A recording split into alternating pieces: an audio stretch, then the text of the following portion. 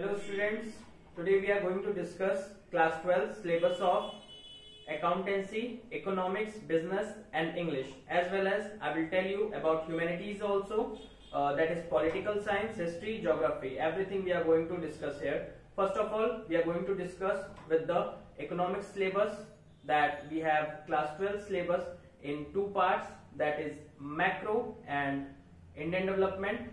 You can see on your screen, here are the two parts. First one is macroeconomics, second one is Indian development.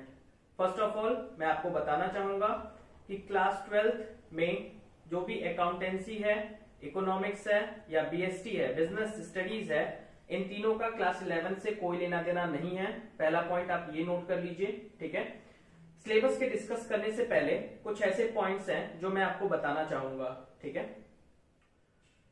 पहला point ये है कि class 11th और 12th दोनों ही बहुत ही अलग अलग हैं। अकाउंटेंसी, इकोनॉमिक्स, बिजनेस, तीनों में से कोई भी रिलेशन पास्ट क्लास 11 से नहीं है, ठीक है। नेक्स्ट जो मैं आपको बताना चाहूंगा वो पहले हम लोग इकोनॉमिक्स के सिलेबस के बारे में डिस्कस करेंगे।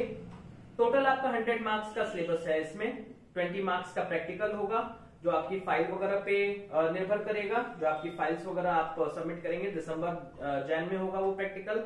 80 मार्क्स का, 40 मार्क्स का ये मैक्रो इकोनॉमिक्स होगा और 40 मार्क्स का ये इंडियन डेवलपमेंट होगा।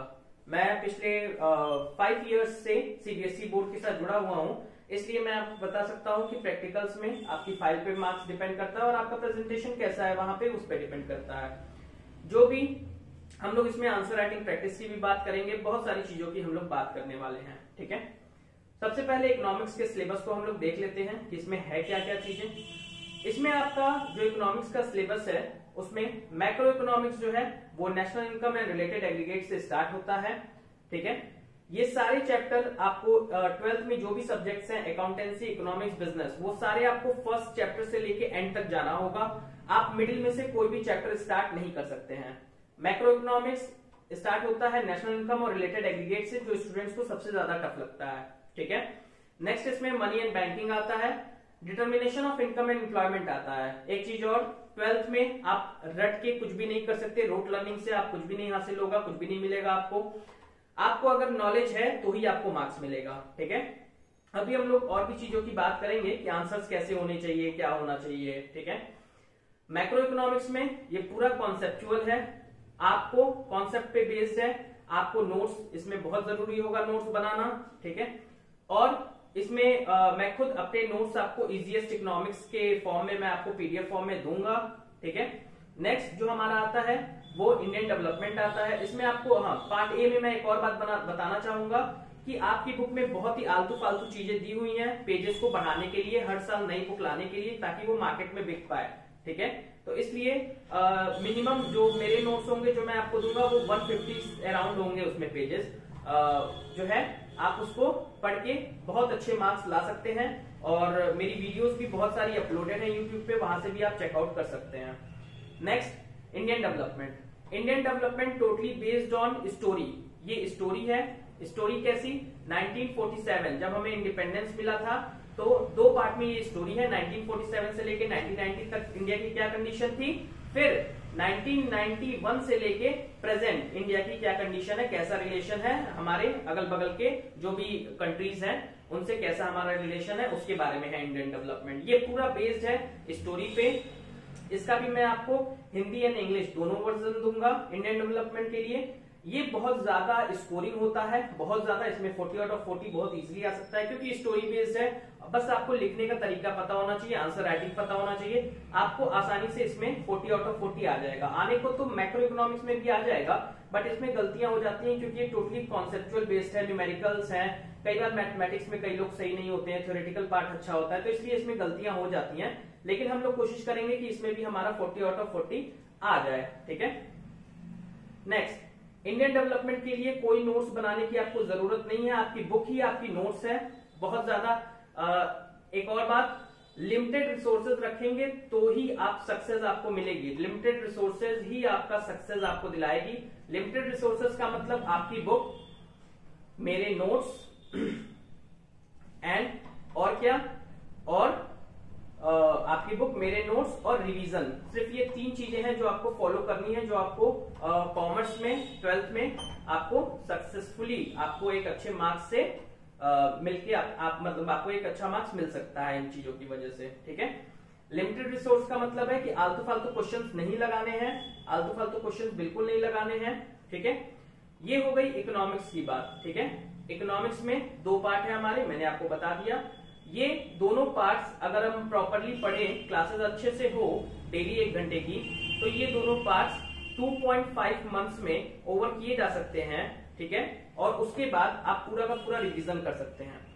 इकोनॉमिक्स को लेके आंसर्स कैसा होना चाहिए मैं आपको वो भी दिखाने वाला हूं। ये आप देख सकते हैं, ये 2023 में मैं गया था कॉपीज चेक करने के लिए इकोनॉमिक्स की बोर्ड्स में, सीबीएसई बोर्ड में, तो वहां पे ये इवेल्युएशन शीट हमें मिली थी। इवेल्युएशन शीट का मतलब है कि जो भी इवेल्युएटर्स हैं, जो भी कॉपीज चेक करते हैं, उनको ये बताने के लिए होता है कि आंसर्स बच्चे का कैसा होना चाहिए, आपको मार्क्स किस हिसाब से आपको देना है उस बच्चे को, ये सब लिखा होता है। यहाँ पे आप देख लीजिए, कोई भी आपको जो भी गलत इंफॉर्मेशन अगर स्कूल में या कहीं पे सर्कुलेट हो रही है कि 6 मार्क्स का क्वेश्चन है तो आपको बहुत ज्यादा अच्छे से लिखना है, बहुत हैवी लिखना है, 2 पेजेस 3 पेजेस में लिखना है, ऐसा कुछ सीबीएसई बोर्ड नहीं कहती है। यहाँ पे देखिए, ये पहला क्वेश्चन है, ये लास्ट क्वेश्चन है, यहाँ पे 6 मार्क्स का है। यहाँ आप देख सकते हैं 2 पार्ट में क्वेश्चन है।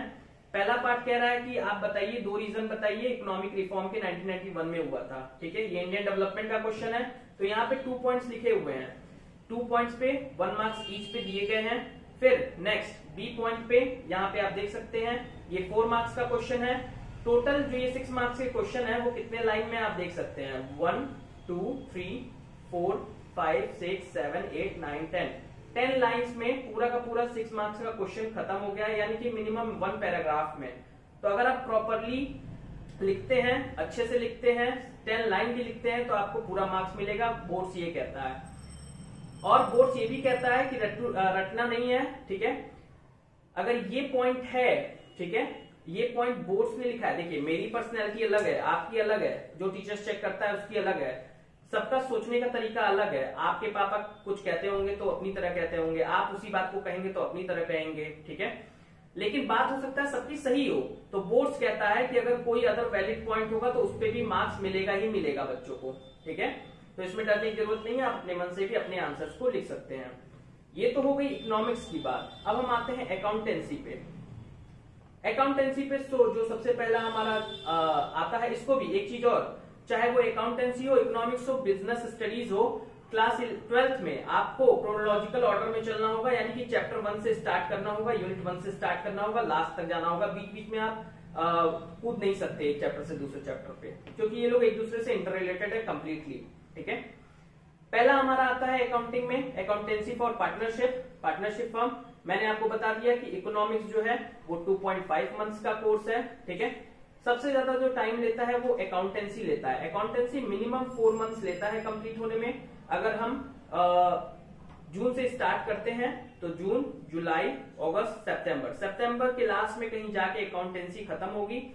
3 से 4 बार आप रिवीजन कर सकते हैं, रिवीजन ही। और हाँ, सबसे इंपॉर्टेंट बात मैं आपको बताना भूल गया था, सिलेबस हमेशा क्लास 12th में सारे सब्जेक्ट्स का प्रिंटेड फॉर्म में अपने हाथ में रखना चाहिए, ताकि आप क्या क्या कंप्लीट कर चुके हैं, क्या क्या चीजें कर चुके हैं, वो सब आपको पता होना चाहिए। ठीक है, उसमें आप टिक मार्क लगा सकते हैं सिलेबस में, और ये पता कर सकते हैं कि आपने क्या क्या कंप्लीट कर लिया है। ठीक है, पहला चैप्टर जो हमारा आता है अकाउंटेंसी में वो है अकाउंटिंग फॉर पार्टनरशिप फर्म। ठीक है, ये सबसे बड़ा है। ठीक है, उसके बाद आता है उसके बाद हमारा आता है अकाउंटिंग फॉर कंपनीज, फिर आता है अकाउंटिंग फॉर फाइनेंशियल स्टेटमेंट, फिर कैश फ्लो। ठीक है, इस तरह करके 3 पार्ट्स में इसको बांटा गया है। पहला पार्ट है अकाउंटिंग फॉर पार्टनरशिप, फिर उसके बाद उसी में है कंपनीज, शेयर और डिवेंचर से रिलेटेड, और फिर यहाँ पे आपका फाइनेंशियल स्टेटमेंट है और कैश फ्लो है। ठीक है, कई बार ये 3 बुक्स में आपको ये देखने को मिलता है। नेक्स्ट हमारे पास बिजनेस स्टडीज की बात करें तो बिजनेस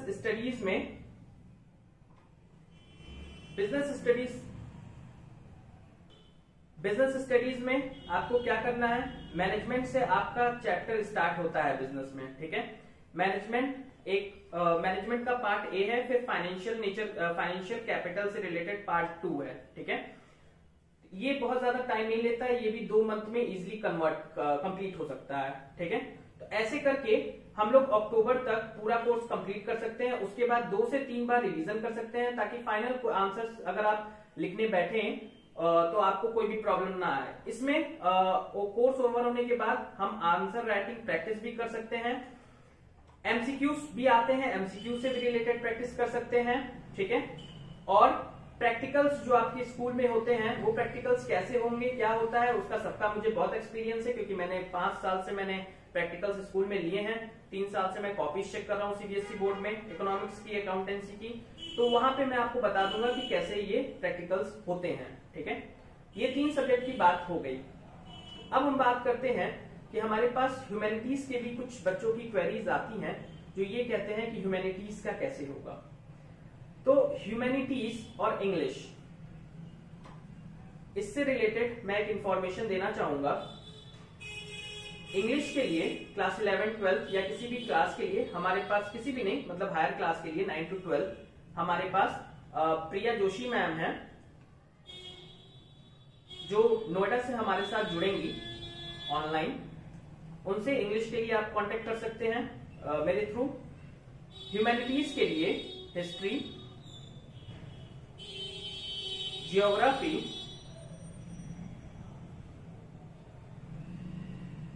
पॉलिटिकल साइंस,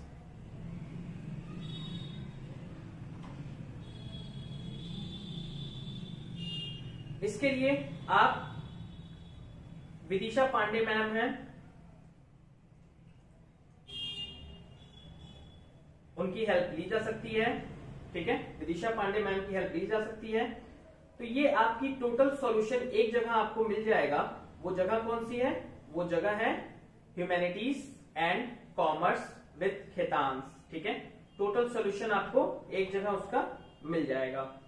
ठीक है, नेक्स्ट हमारा जो आता है, मैं आपको कुछ शो भी कर देता हूं थोड़ा सा।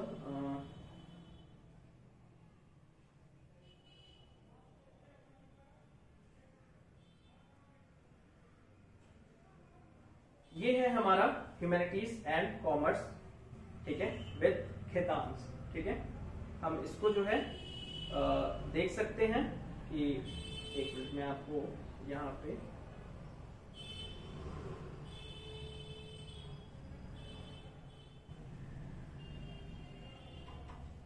ये आप देख सकते हैं, humanities and commerce with Khetan आपके सामने है। ठीक है, और यहाँ पे हम लोग ये भी देख सकते हैं कि कैसे हम लोग क्या करने वाले हैं, वो सारी चीजें मैंने आपको बता दिया है। नेक्स्ट जो हम बात करेंगे वो ये करेंगे कि क्या चीजें हमें अवॉइड करनी है 12th की प्रिपरेशन करते वक्त। ठीक है, 12th की प्रिपरेशन करते वक्त जो हमें अवॉइड करना है वो ये है कि पहली चीज हमें रिवीजन पे बहुत ज्यादा फोकस करना है। सेकंड, स्कूल में कोई भी एग्जामिनेशन हो, चैप्टर्स स्कूल में इधर उधर से अगर टीचर्स दे रहे हैं तो उसके पीछे हमें नहीं भागना है। हमें फाइनल्स के लिए प्रिपरेशन करनी है, कहने का मतलब है फाइनल्स के लिए प्रिपरेशन। ओके, फाइनल्स मतलब अक्टूबर तक आपका कोर्स खत्म हो जाएगा, उसके बाद तक के लिए, उसके बाद के सारे एग्जाम्स के लिए प्रिपरेशन करनी है। थर्ड, हमें लिमिटेड रिसोर्स पे फोकस करना है।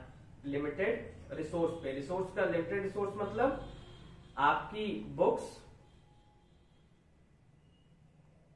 आप मेरे नोट्स पे भी कंप्लीटली रिलाई कर सकते हैं। बहुत अच्छे मार्क्स बच्चों ने लाए हैं मेरे नोट्स से पढ़ के। और पास्ट ईयर पेपर, कोई भी आलतू फालतू सैंपल पेपर नहीं लेना है, पास्ट ईयर पेपर ही लेना है, चाहे वो accountancy, economics, business, political science, history, geography या कुछ भी हो। ठीक है, उसके लिए पास्ट ईयर पेपर ही आपको लेना है। ठीक है, नेक्स्ट हम क्या कर सकते हैं 12th के लिए? 12th के लिए हम ये भी कर सकते हैं कि आंसर राइटिंग प्रैक्टिस कर सकते हैं कोर्स ओवर होने के बाद।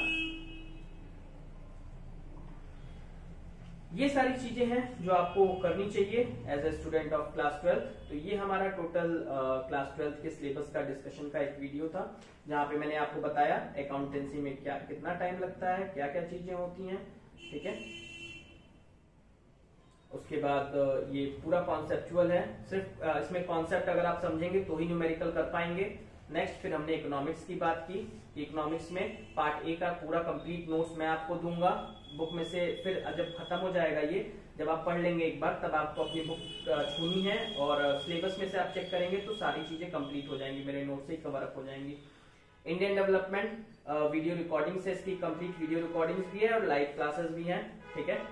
नेक्स्ट बीएसटी के बारे में हमने डिस्कस कर लिया 2 पार्ट में, एक मैनेजमेंट है, एक financial capital financial market management है, ठीक है। वहां से हम लोग बिजनेस स्टडीज भी 2 मंथ का है। तो टोटल आपका अक्टूबर तक का ये कोर्स है अकाउंटेंसी इकोनॉमिक्स बिजनेस, जो कवर अप हो जाएगा। ह्यूमैनिटीज के लिए विदिशा पांडे मैम है और इंग्लिश के लिए प्रिया जोशी मैम है। अगर आपको उनसे हेल्प चाहिए हो, आप वहां से उनसे हेल्प ले सकते हैं।